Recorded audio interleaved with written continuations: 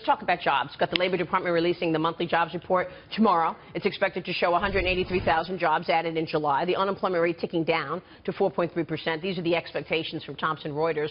Do you think we'll see a good number tomorrow? And is that priced into the market, or will we have a good reaction for the stock market?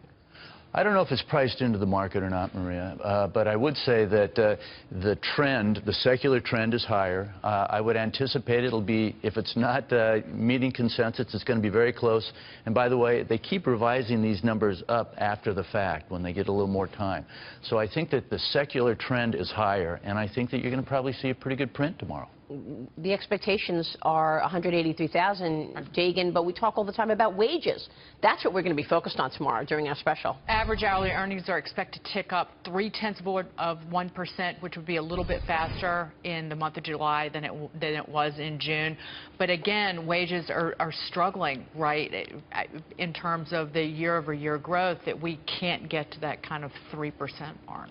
How do you move wages? Well, that's a good point. I guess if I'm a bond investor, I like where inflation is, because you have wage growth down. That means it's a pretty basic environment for continuing margin growth, and for bond investors, that's a pretty good deal.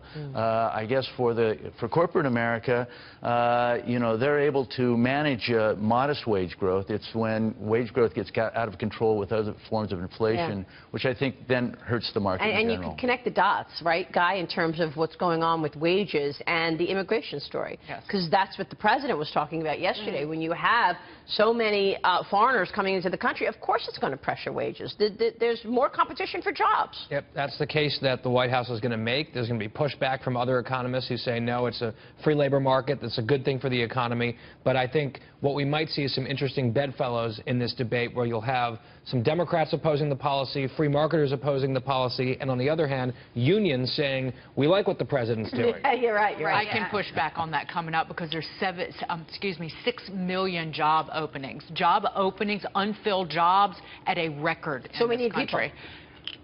Businesses need skilled labor, so we can talk about that as the show rolls on. Let's do that. Wayne, great to see you. Nice to see you. Thank you so much for your insights this morning. Great conversation there. Wayne Wicker joining us. And a reminder